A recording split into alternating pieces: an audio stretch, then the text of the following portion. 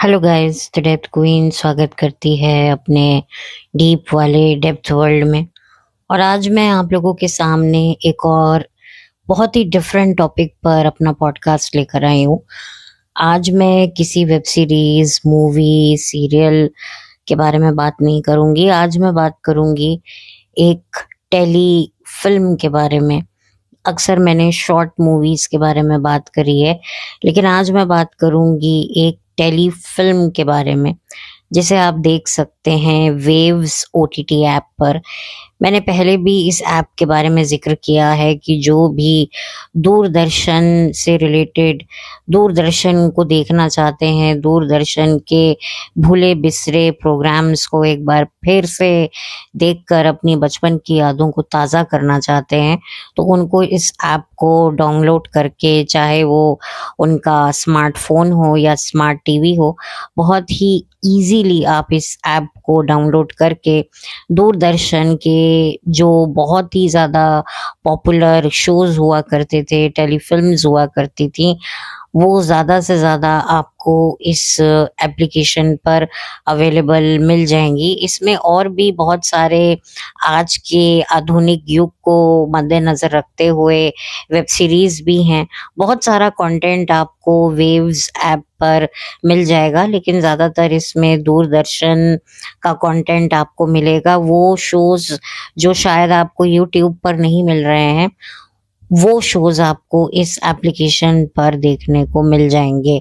मैंने कुछ शोज़ के बारे में तो ऑलरेडी अपने पॉडकास्ट में जिक्र कर चुकी हूँ, बाकायदा उनके लिए स्पेसिफिक मैंने पॉडकास्ट भी बनाया है। जैसे कि नीना गुप्ता जी का पहला डायरेक्टोरियल जो उनका डेब्यू था, शायद उससे पहले भी कुछ उन्होंने बनाया, नहीं बनाया, लेकिन कहा जाता है कि दर्द नीना गुप्ता जी का पहला ऐसा सीरियल था जिसे उन्होंने प्रोड्यूस भी किया था और डायरेक्ट भी किया था। उस शो के बारे में भी मैं अपने चैनल पर बात कर चुकी हूँ। अब मैं इस सब्जेक्ट के बारे में बात करने का मैंने मन क्यों बनाया, क्योंकि सबसे बड़ा कारण था मेरी एक सब्सक्राइबर तो नहीं बोलूँगी, मेरे एक तरीके से मैं उन्हें दोस्त भी मान सकती हूँ, वेल विशर भी मान सकती हूँ। माय वर्ल्ड करके हैं जो अक्सर मुझे कमेंट करती हैं मेरे पॉडकास्ट पर।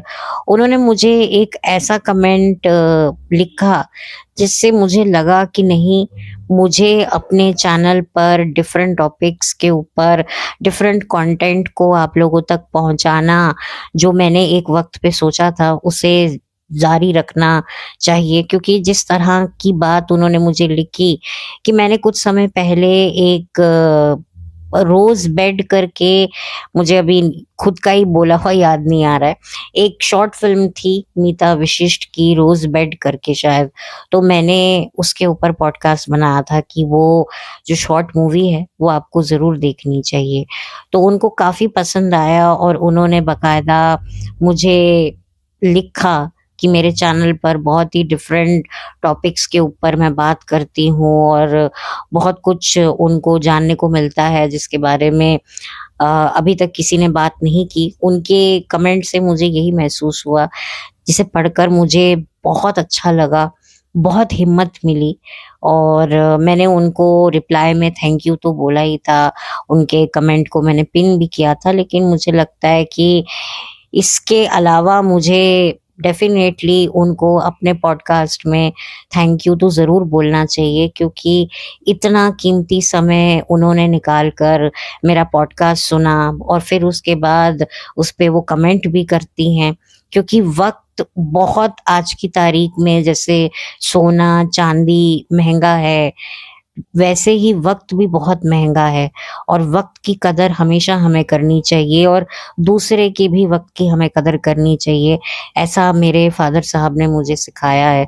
तो इतना कीमती वक्त निकाल कर उन्होंने मुझे कमेंट किया, मेरे एफर्ट्स को एप्रिशिएट किया, जिसे पढ़कर मुझे बहुत अच्छा लगा।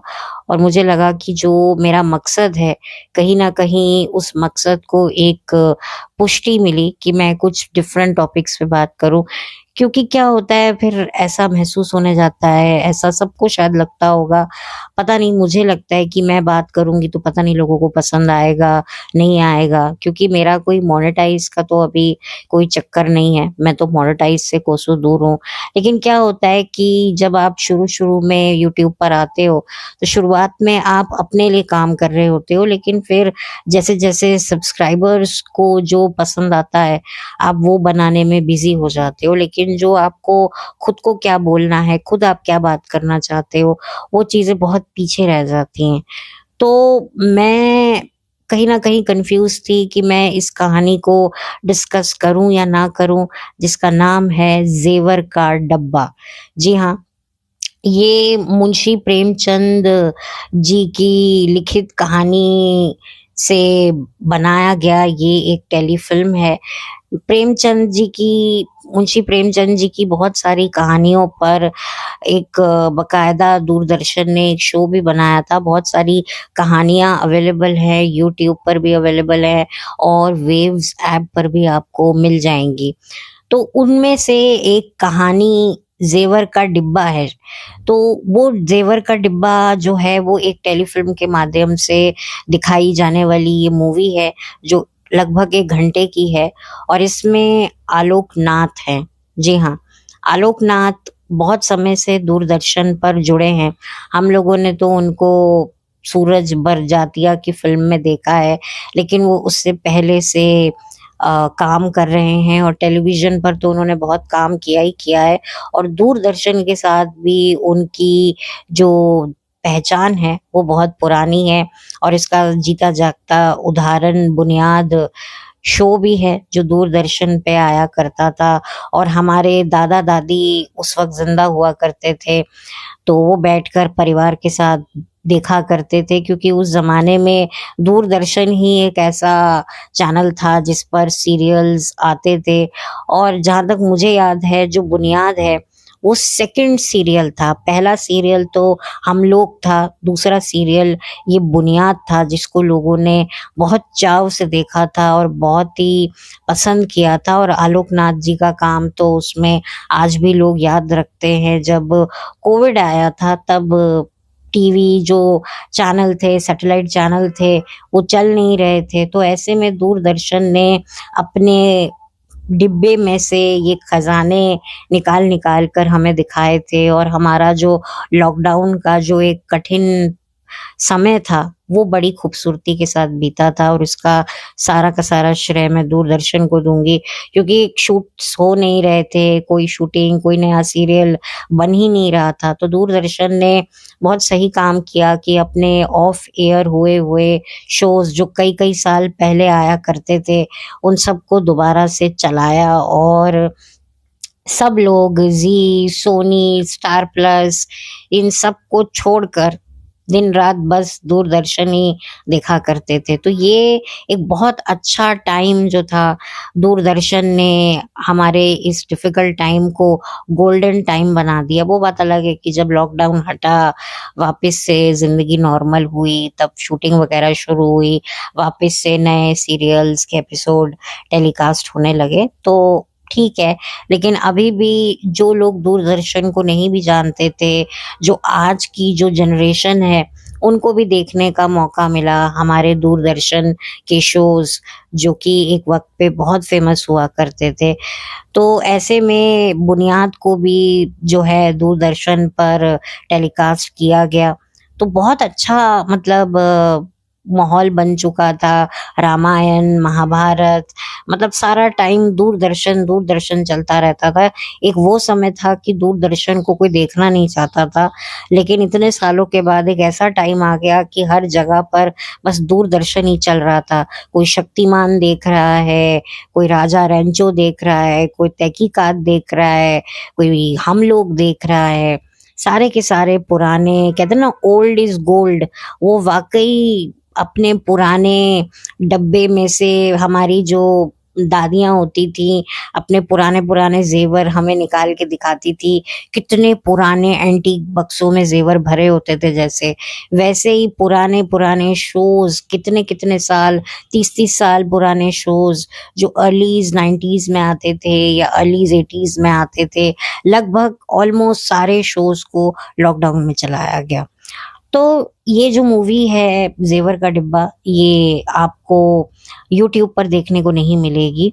ये सिर्फ़ और सिर्फ़ आपको वेव्स ओटीटी ऐप पर ही देखने को मिलेगी और इसकी कहानी बहुत ही अच्छी है। बहुत सारे अच्छे मैसेज के साथ इस मूवी को बनाया गया है, टेलीफ़िल्म को बनाया गया है, क्योंकि एक वक़्त पे दूरदर्शन गाँव-गाँव तक जाता था। जैसे आजकल मोबाइल, इंटरनेट गाँव-गाँव में पहुँच गया है। पहले दूरदर्शन हुआ करता था जो गाँव-गाँव में जाता था। कृषि दर्शन, इस तरह के शोज़ बनाए जाते थे कि हमारे किसान भाइयों-बहनों को जो है ये प्रोग्राम देखने को मिले और कैसे खेती-बाड़ी करते हैं उनको अच्छे से एजुकेट किया जा सके और बहुत सारी बातें एज़ अ एजुकेशन देने के माध्यम से बताई जाती थी कि वोट जब डालने जाएँ तो कैसे वोट डालते हैं, वो तक बातें दूरदर्शन में दिखाई जाती थी।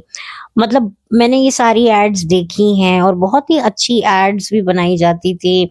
मैं अपने दादा-दादी के पास बैठकर ये एडवर्टाइज़मेंट देखा करती थी। शोज़ भी आते थे दूरदर्शन पर जो हमारे दादा-दादी देखा करते थे और मुझे थोड़ा बहुत याद भी है, उस वक़्त तो मैं बहुत छोटी हुआ करती थी। तो ये जो ज़ेवर का डिब्बा है, इसमें कहानी एक पति-पत्नी की है और जो आलोकनाथ हैं, वो एक काबिल इंसान हैं, पढ़ाते हैं, एक हवेली के बेटे को वो पढ़ाते हैं क्योंकि उनके पिता की आकस्मिक मौत हो गई, जिसके चलते उनकी ज़िंदगी अस्त-व्यस्त हो गई। ऐसे ही उनके पिता को एक ज़मींदार जानते थे, जिसके चलते जो आलोकनाथ है उनको मास्टर की जॉब मिलती है और वहाँ पर वो उनके बेटे को पढ़ाते हैं और साथ ही साथ में उन्हीं की एक हवेली के कोने में उन्हें एक मकान भी रहने को दिया गया है। तो उनकी पत्नी काफ़ी खूबसूरत होती है आलोकनाथ की और वो भी अपने पति के साथ स्ट्रगल कर रही होती है।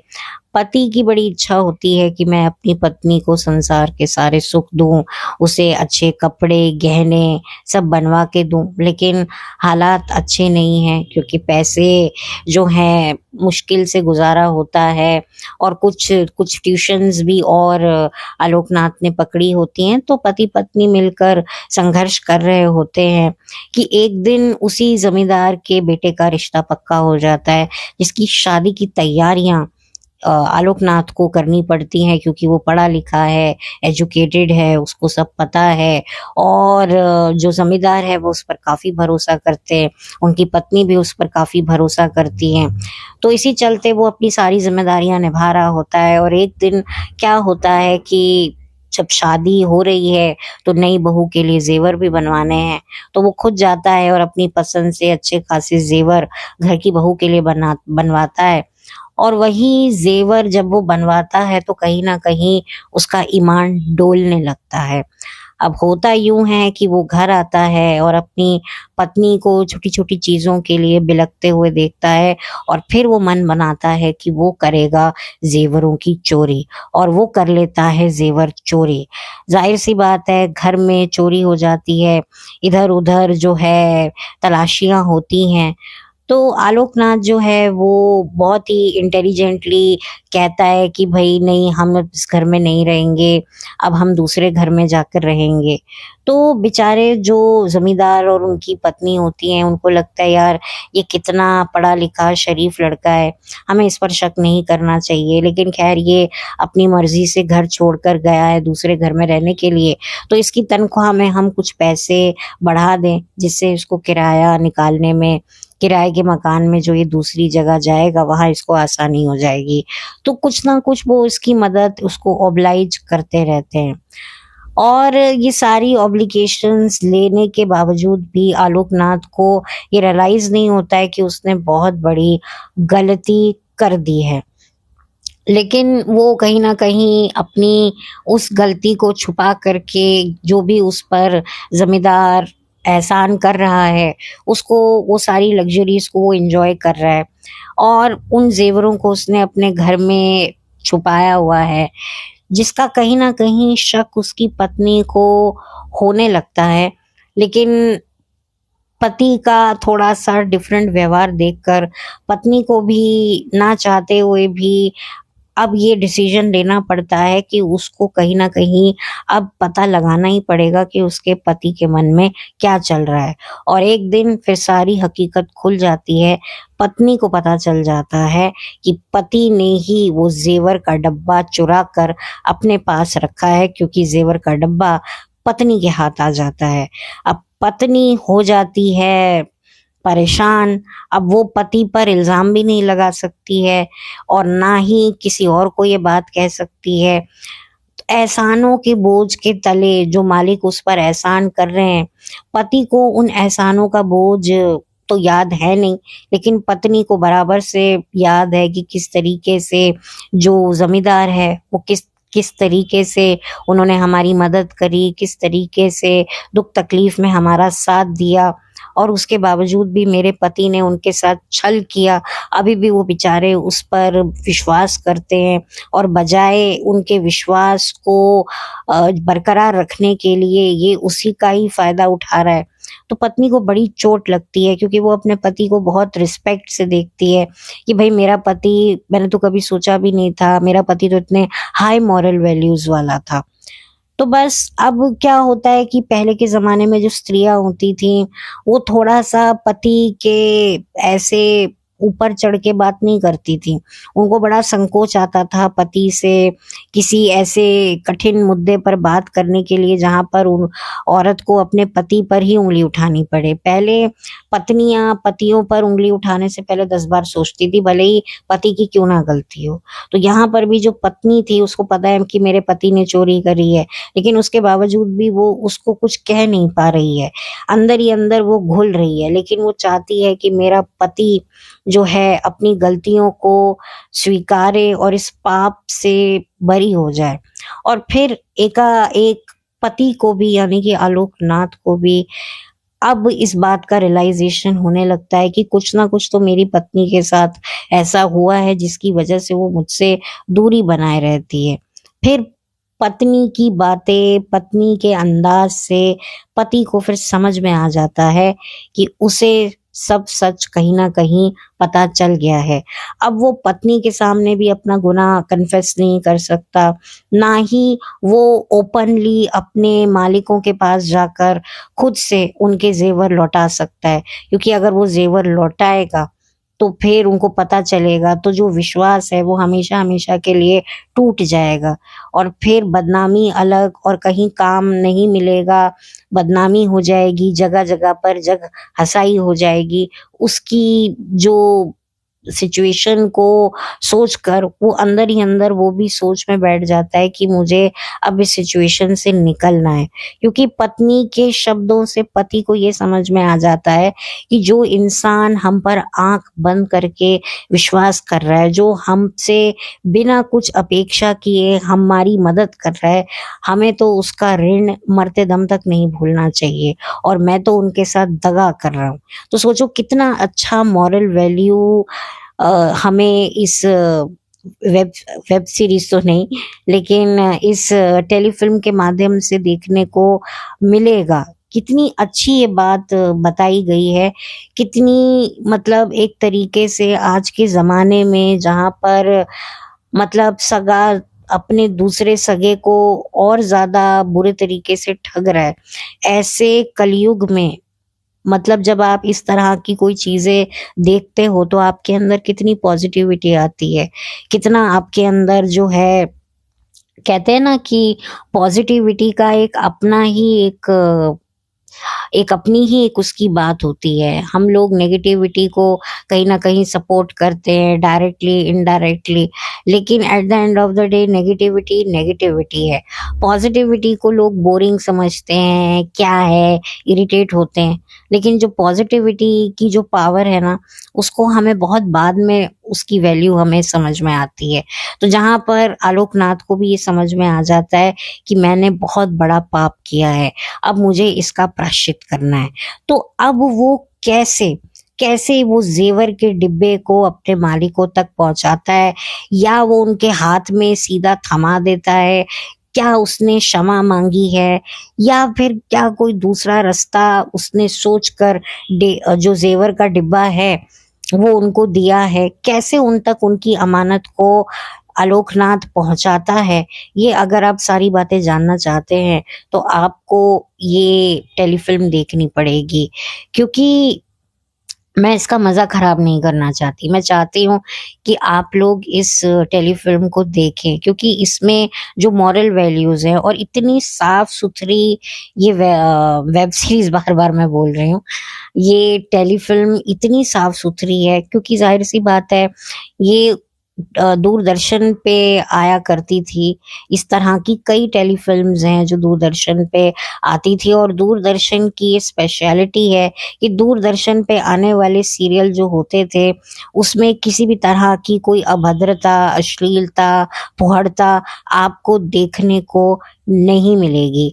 अब मैंने इस वेव्स ऐप पर और भी नए ज़माने के जो है वेब सीरीज़, मूवीज़ मैंने देखी हैं। मतलब मैंने चलाकर नहीं देखी हैं, लेकिन उनके पोस्टर वगैरह देखे हैं, ट्रेलर भी नहीं देखे हैं, तो मैं उनके बारे में तो कुछ बात नहीं करूँगी। लेकिन अगर आप लोगों ने दूरदर्शन के कुछ शोज़ देखे हैं, या कभी आपने दूरदर्शन देखा हो, या आप मेरी एज के होंगे, तो आपको पता चलेगा कि दूरदर्शन कितने साफ-सुथरे और पाक सीरियल्स और टेलीफ़िल्म्स बनाता था, क्योंकि ये गाँव-गाँव तक जाना है। तो दूरदर्शन की ये स्पेशलिटी रही है कि उन्होंने कभी भी किसी गलत चीज़ को प्रमोट नहीं किया, किसी भी अंधविश्वास को उन्होंने प्रमोट नहीं किया। बच्चों के लिए उन्होंने कितनी सारी चीज़ें बनाई हैं, बड़ों के लिए, हर उम्र के बच्चों के लिए उन्होंने जो भी बनाया है इतने सटीक तरीके से बनाया है, इतने साफ-सुथरे तरीके से बनाया है, इतने सामाजिक तरीके से बनाया है कि आपको देखकर बहुत अच्छा लगेगा, और स्पेशली आपकी आँखों को इतनी ठंडक मिलेगी ना कि पता नहीं आप क्या देख रहे हो। मतलब मुझे देखकर इतना अच्छा लगा, इतनी सिंपल डायरेक्शन, सिंपल स्टोरी और A1 एक्टिंग। मतलब उस ज़माने में भी, ये शायद 80s के दशक में आई होगी, मुझे एग्ज़ैक्टली इसका ईयर नहीं पता है, लेकिन अच्छी मूवी है, अच्छी टेलीफ़िल्म है, और बहुत ही अच्छे उद्देश्य के साथ में बनाई गई है। आप इसे अपने घर में जो बच्चे हैं, उनको भी दिखा सकते हैं कि बेटा हमें हमें अक्सर हम अपने बच्चों को ये सिखाते हैं कि किसी की चीज़ बिना पूछे उससे मत लो। उससे पूछ के भी क्यों लेना? भई उसकी चीज़ है तो क्यों लेना चाह रहे हो? देखो ही मत ना, ये उसके हक की चीज़ है।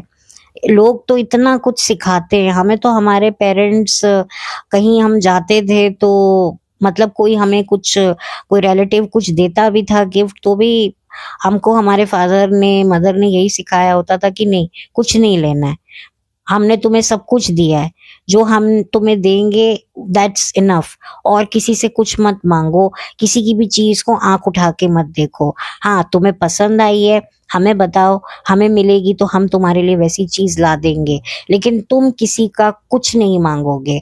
और ये बात आज तक मतलब हम लोगों ने गांठ बांधी हुई है। हमें भी कोई मतलब कोई कुछ कहता है तो हम मना कर देते हैं कि नहीं, हमें नहीं चाहिए। और अगर कोई ज़बरदस्ती हमारे हाथ पे कुछ रुपया पैसा रख भी देता है तो हम अपने पेरेंट्स को दे देते हैं। मैं तो अपनी मदर को दे देती हूँ कि भैया कोई भी मेहमान आया है, खातिरदारी आपने करी है, अपने आप को परेशान आपने किया है, सारी उठक बैठक आपने करी है, यहाँ तक कि उनके कपड़े तक आपने धोए हैं, तो फिर हम क्यों लें? हमारा क्या अधिकार है? हमारी कुछ इसमें जान नहीं लगी हुई है। तो मैं या मेरे बाकी सिबलिंग्स जो हैं वो मदर को ही दे देते हैं। तो फादर तो खैर लेते नहीं है, फादर तो खैर हमसे वो भी नहीं लेते। तो हमको तो ये सारी बातें सिखाई गई हैं, और हम लोग आज भी इन सारी मॉरल वैल्यूज़ को साथ में लेकर चलते हैं। जब हम स्कूल में पढ़ते थे तो भी हमारे पेरेंट्स ने हमें स्ट्रिक्टली मना किया था कि किसी बच्चे की कोई चीज़ नहीं उठाकर लानी है, और आज हम अपने घर के बच्चों को यही बात सिखाते हैं, क्योंकि हमारे पेरेंट्स ने हमें वही सिखाया है, और वही चीज़ अभी तक हम लोग फॉलो कर रहे हैं।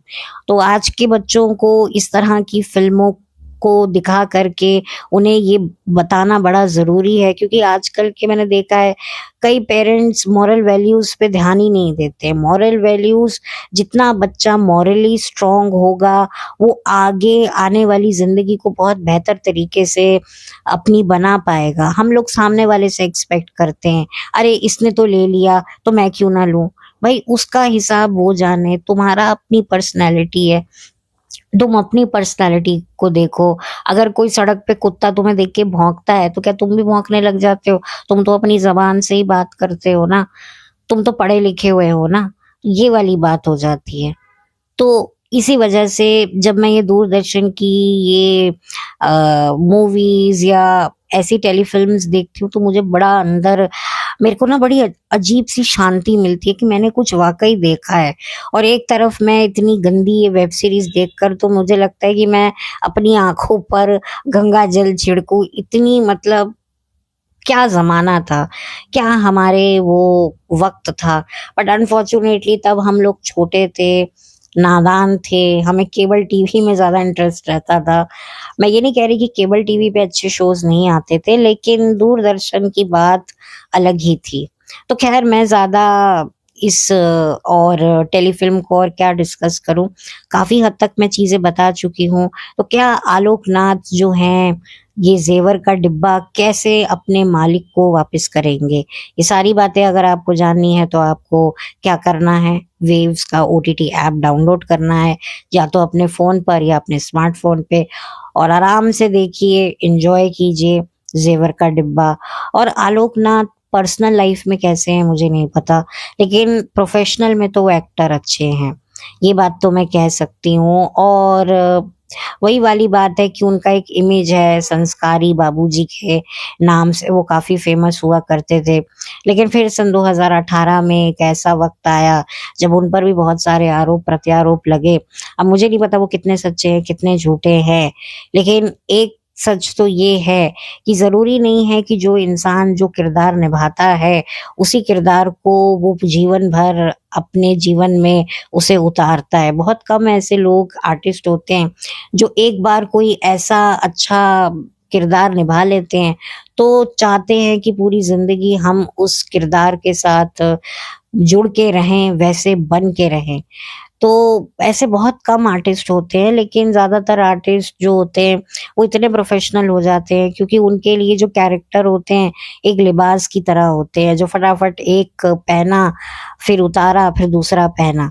तो इनके लिए ये कैरेक्टर होते हैं। हम लोग जो होते हैं इनको जज कर लेते हैं कि हाँ, ये एक अच्छा कैरेक्टर निभा रहा होगा तो ये वैसा ही होगा, या ये बुरा कैरेक्टर निभा रहा है तो ये बुरा ही होगा। ऐसा नहीं होता है। कभी-कभी बुरे कैरेक्टर निभाने वाले लोग बहुत ही अच्छे होते हैं, और अच्छे रोल निभाने वाले बिल्कुल उससे ऑपोज़िट होते हैं। तो ये मैंने चीज़ें इन कुछ सालों में सीखी हैं कि भई हम पब्लिक इनके किरदारों को लेकर इतनी इमोशनल हो जाती है, लेकिन ये इतने इमोशनल नहीं होते। इनके लिए एक किरदार है, जिसे निभाने के लिए इनको अच्छा खासा पे किया गया है, और किरदार खत्म, पे लिया, चले हम अपने घर। तो इनका ये वाला सिनेरियो होता है। बट ठीक है, जो भी है, आलोक नाथ एक अच्छे एक्टर हैं, और एज़ एन एक्टर मैं उनकी टैलेंट को तो मैं एप्रिशिएट करती हूँ। अब पर्सनली तो मैं उनके बारे में क्या कमेंट करूँ। तो आप ही लोग ये देखिएगा, और एक बार फिर से मैं माय वर्ल्ड को थैंक यू करना चाहती हूँ, जिन्होंने कहीं न कहीं मुझे ये पॉडकास्ट बनाने के लिए प्रेरित किया, प्रोत्साहित किया। क्योंकि मैं थोड़ा-सा सोच रही थी कि यार बनाऊँ, नहीं बनाऊँ, कौन देखेगा, किसको इंटरेस्ट आएगा? लेकिन फिर मुझे लगा कि नहीं, इन्होंने इतना अच्छा मैसेज लिखा है, क्योंकि मेरी जितनी भी फेलो पॉडकास्टर हैं, मेरी दोस्त हैं, वो बहुत काबिल हैं, मुझसे कई ज़्यादा उनके पास टैलेंट है, जैसे जैसे कि टेबल टॉक 2.0, इट्स अनियन। तो ये 2 ऐसी मेरी फेलो पॉडकास्टर्स हैं, मेरी दोस्त हैं, जो बहुत ही टैलेंटेड हैं, और उसके बावजूद भी इन्होंने मेरा चैनल ये सुनती हैं, मेरे पॉडकास्ट को सुनती हैं, और इन्होंने एप्रिशिएट किया। तो मेरे लिए बहुत बड़ी बात थी, क्योंकि ये टेबल टॉक 2.0 पे तो मैंने इनके कमेंट्स देखे हैं, तो ये वहीं से इन्होंने मुझे रीच आउट किया था, क्योंकि मैं भी वहाँ पर कमेंट लिखती हूँ, तो ये वहीं से मुझसे कनेक्ट हुई थी और उसके बाद इन्होंने मेरे चैनल को सुनना शुरू किया था और फिर ये कमेंट्स भी मुझे करती थी। और अभी कुछ वक्त पहले इन्होंने मुझे कमेंट करके ये बात कही कि उनको मेरे चैनल के माध्यम से काफ़ी डिफरेंट चीज़ों के बारे में लगता है। तो ये मेरे लिए बहुत बड़ा कॉम्प्लीमेंट है, जिसको मैं धन्यवाद करना चाहती हूँ। सच में तहे दिल से मैं इनको शुक्रिया अदा करती हूँ, क्योंकि इनको नहीं पता इनकी ये बात मेरे लिए कितनी मैटर करती है। तो वही वाली बात है कि जब आपको अपने ही काम पर शक होने लगता है, डाउट होने लगता है, तो ऐसे लोग आकर जब आपको हिम्मत देते हैं, प्रोत्साहित करते हैं कि और भी अच्छे से और भी जाकर कुछ नई चीज़ों के बारे में मैं बात करूँ, तो मुझे बहुत अच्छा लगता है। तो तहे दिल से मैं इनको थैंक यू करती हूँ और उम्मीद करती हूँ कि ये मेरा पॉडकास्ट सुनेंगी और मुझे बताएँगी कि इनको इस टेलीफ़िल्म को क्या ये सोचती हैं, ये देखेंगी, नहीं देखेंगी, वो तो ख़ैर इनकी खुद की अपनी चॉइस है। लेकिन मैं सबको रिकमेंड करूँगी कि ये देखनी चाहिए और अच्छी है ये टेलीफ़िल्म। बहुत सारी टेलीफ़िल्म्स हैं दूरदर्शन की। अगर आप इस ओटीटी ऐप को डाउनलोड करेंगे तो आपको पूरा खज़ाना मिलेगा दूरदर्शन का। बिल्कुल आप नॉस्टैल्जिया हो जाएँगे, नॉस्टैल्जिया फ़ीवर हो जाएगा आपको, इतनी तो मैं गारंटी देती हूँ। तो चलिए इसी के साथ अब मैं चलती हूँ, लौट कर मिलती हूँ। हालाँकि इससे पहले भी कुछ 1-2 शोज़ के बारे में मैंने बात करी है। मैंने एक महानगर नाम के शो के बारे में भी बात की थी, जो ओटीटी ये वेव्स ओटीटी ऐप पर अवेलेबल है। तो आप लोग उसे भी देखिएगा। बातें तो मैंने बहुत करी हैं, लेकिन फिर मैं चुप कर जाती थी कि पता नहीं लोगों को इंटरेस्ट आएगा, नहीं आएगा। अब लोग अमेज़न, नेटफ्लिक्स देख रहे हैं, कहाँ पर वेव्स ओटीटी ऐप देखेंगे। लेकिन फिर जब इनका ये कमेंट मुझे आया, तब मुझे लगा कि नहीं, मैंने जो सोचा था, जिस सोच के साथ मैंने ये चैनल शुरू किया था, मुझे उस सोच को नहीं छोड़ना है। तो थैंक यू सो मच। और आप सभी को तहे दिल से, अगर मेरे चैनल पर नए हैं तो प्लीज़ सब्सक्राइब कीजिए, वीडियो को लाइक कीजिए, कुछ कहना चाहते हैं तो कमेंट सेक्शन हाजिर है। मेरा वीडियो अगर आपको किसी और के साथ शेयर करने लायक लगता है तो ज़रूर कीजिए, मुझे कोई एतराज़ नहीं है। बहुत जल्दी मिलूंगी एक नए वीडियो के साथ, तब तक के लिए thank you so much. Have a blessed day.